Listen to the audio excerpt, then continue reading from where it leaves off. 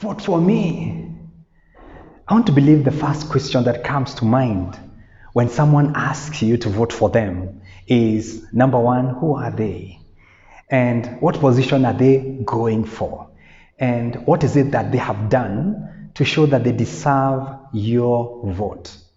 And of course, every day we do ask people to vote for us with or without our knowledge.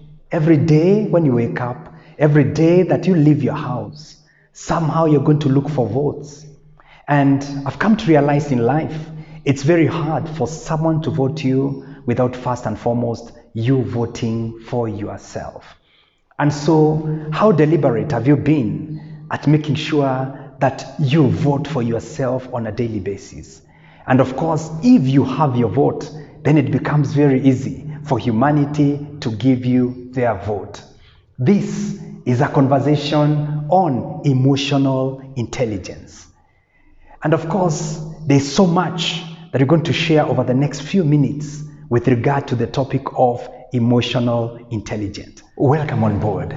My name is CPA Joel Kobia, and this is the conversation about the person sitting on the seat where you are seated, the most valuable person in your life, and that is you. So, how good have you been at taking that vote for the most important person in the room, and that is you? I'm just from doing a strategy forum for a certain organization, and when it comes to strategy, we always start by talking about starting with the end in mind. And of course, starting with the end in mind is quite critical when it comes to you getting that vote that you want to get out of life. How you do anything defines how you do everything. And so, when was the last time that you asked people to vote for you? Did you ask them to vote for you in order for you to get that position? Or could it be that you're doing a sales decision whereby you wanted them to buy something out of you? Did you get it right? Did they actually give you that thing that you're looking forward to receiving from them? Guess what? This is what you always do on a daily basis. So when you talk about emotional intelligence, we are talking about the ability of you to understand yourself, understand how you think, understand how you take care of self and how you make various decisions. And of course, the more you understand self, then it becomes very easy for you to manage your world. When we are carrying out strategic plans for organizations, we always start with something called situation analysis. And situation analysis is whereby you want to find out, where are we? What is working right in terms of our strengths? What are our improvement areas, the areas that we need to work on? What are our growth areas, that's the improvement areas? We also want to find out what opportunities are glaring at us.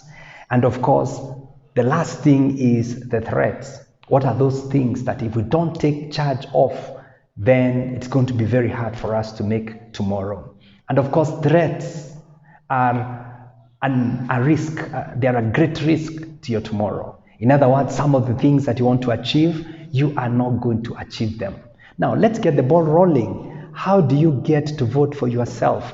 When it comes to emotional intelligence, we'll just talk about the ability of you understanding self and you understanding others. The moment you understand self, then it becomes very easy for you to manage self and also to understand others in order for you to manage them. Everything that you ever needed on earth is in the hands of people. So how DIP, deliberate and intentional and purposeful, have you been at making sure that you've got that self-mastery? Now, emotional intelligence rides on 4 pillars. And for today, we're only talking about pillar number 1. Look out for the next episode, whereby we shall be talking about pillar number 2. So, have you voted for yourself? Do you want anyone to vote for you? Item number 1, self-awareness. How much do you understand you? What are those things that make you tick? How do you react when you are angry? How do you react when you are angry? There's the hungry and the angry. How do you react when you are so excited? When are you likely to make a mistake? When are you likely to succeed? Now, most of us spend too much time trying to understand and know so much about the people around us, but really do we take chance or time for us to have what you call self-mastery? Wahenga wakanena, kikulacho kinguoni mwako. Most of the things that destroy us are the things that you don't understand about us. And of course, the most complicated creature on earth is you. And the moment you have self-mastery, you have got self-awareness, then it becomes very easy for you to know, this is my best time to wake up, this is my best time to sleep, and this is what I do in order for me to get the kind of results that I want to get out of life. So in order for you to vote for yourself, in order for you to trigger and set yourself up for success, whatever success means to you, the first thing is know yourself, self-awareness. And of course, there are several tools that we use in order for us to create self-awareness. Number one is you journaling. You want at the end of every single day to sit down with yourself and really ask yourself critical questions. How was my day? What are those things that I did right? What are those things that I need to do better? My improvement areas. What lessons have I picked from my association, from my interaction with my world? We're talking about self-awareness. This is by you taking time to reflect. Number two, it can come through you associating yourself with others. Associating with others is such a great thing that is going to help you know what you call the hidden self.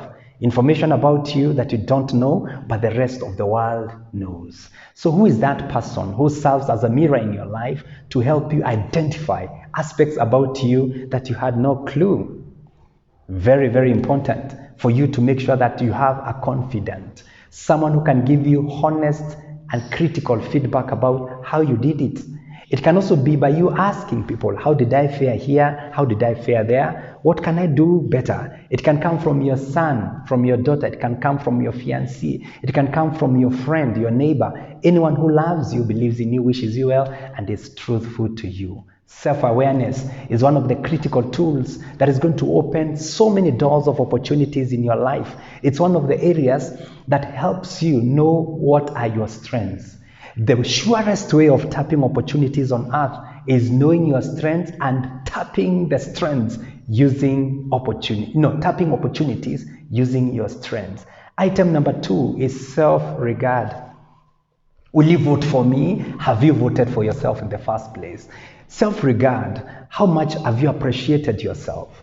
The way you look, how much have you appreciated yourself? The way you talk, the way you interact with others. Now, others can't vote for you if you don't vote for yourself, if you don't have self-regard, accept yourself the way you are. And it's on that basis that we say the serenity prayer. God, grant me serenity to accept things which I can't change. Grant me the courage to change what I can change and the wisdom to know the difference. Now, in order for the world to vote for you, then you need to have voted for yourself. You appreciate yourself. You have got self-regard. The things that you can't change, allow them to flow. The things that you can change, trust God for the wisdom. Go out there, fold your sleeves, and make sure that it is done. Next, have you voted for yourself? It can only happen if you wear a card that we call assertiveness. Assertiveness rides on the basis of two continents. On my right hand, we have people who are very aggressive. It's either their way or the highway. They push things in order for them to get the kind of results that they want. And they're so ready to fight. They're so ready to be so aggressive on people, to hit them, to insult them, and do all manner of things in order for them to get what they want. Aggressive people. And on this other side of the continent, we have passive people. They don't appreciate their rights, and they are ready to allow everyone to trounce on them. Now, at the center, that's when we have the assertive people. Assertive people are neither aggressive, neither are they passive. They don't allow people to take advantage of them, neither do they lose their temper on account of the things that are happening around them. For them, they maintain their cool. They are cool, calm, collected, and composed. For them, they don't deal with matters so much from the heart, but they want to put logic into it. They want to reason with you. They want you to get understanding from their perspective. And on that basis, it becomes very easy for them to maintain their cool.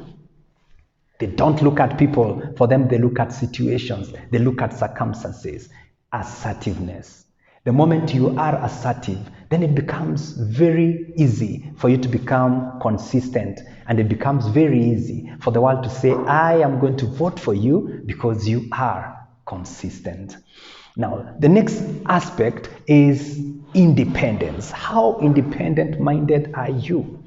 There are some people who don't have their vote. For them, they don't know what they want. They are ready to be swayed left, right, and center. They are ready to take a vote from any person. In other words, whatever people say about them, they take it as gospel truth. Whatever they are asked by people to do, for them, they just rush and do it. For them, they don't have the ability to say no. They don't have their vote. So, do you have your mind? And this can only come when you sit down and really understand who you are and what you want out of life. The moment that becomes clear, anytime you're getting to that meeting, you sit down and ask yourself, what is my perception about this item, about that other item? The moment you're going to meet those friends, you sit down and tell yourself, these are my limits. I want to be there until 10 a.m.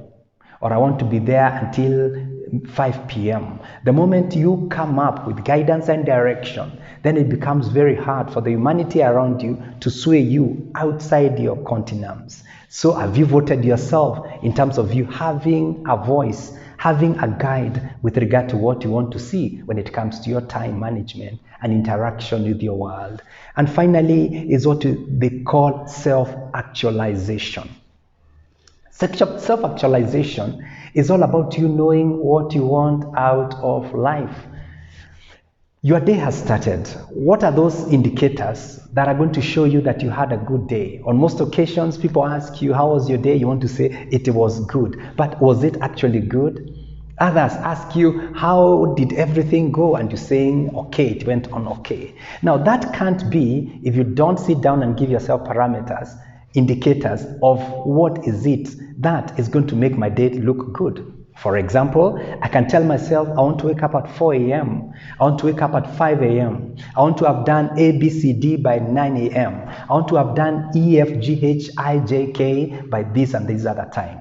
We are talking about you coming up with a to-do list. You have a list that is going to give you guidance and direction with regard to what you want to achieve. Now, you can't talk about to-do lists or to-think lists. You also talk about to-think lists without you coming up with a general guidance in terms of goals. Goals ride on the basis of focus. Focus stands for phase one course until successful.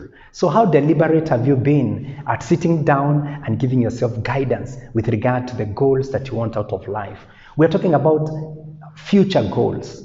You might call them long-term goals. We are also talking about medium-term goals. We're also talking about immediate or short-term goals. So how deliberate have you been at giving yourself guidance and direction with regard to what is it that you want to achieve? And of course, there are so many tools that are supposed to help you keep a track as to whether things are moving north or south. Now, the moment you don't have a guide, the moment you don't have a compass as to where you are supposed to be headed, what you are supposed to be doing, what is it that you're supposed to have accomplished by what time, then it becomes very hard for you to say, my day was good or my day was bad. You deny yourself the vote. So, will you vote for me? I can only vote for you if you have taken time to understand self-awareness. I'll only vote for you if you have self-regard. You accept yourself the way you are. I'll only vote for you if you have assertiveness, level-headed mind, and of course, you'll get that vote if you're independent. You are very deliberate, intentional, and purposeful about what is it that you want out of life. And finally, you will get that vote if you've gotten to the level of self-actualization. You know the highest need, those things that are going to trigger you to say, my day was good, my life was good, my investment is good. And by so doing, then you'll be that person who will be ready to say that, indeed, I deserve your vote because I have voted for myself. And so with that, I believe that you're ready to take your life to the next level. I believe you're ready to go for gold. This is my book that I've written on emotional intelligence, and I want to believe it's one of the books that you really need in order for you to really get yourself to that place that you need to get in life. You can place your order by checking the details that I've put at the bottom of this video. And of course, you can scroll to any of our social media platforms in order for you to be informed on how you can get it right. My parting shot is the world will only vote for you if you're ready to vote for yourself. With that, God bless you even as you go ahead and cast the votes for the person who deserves it most in your life, and that person is you. Will you vote for me? Thank you.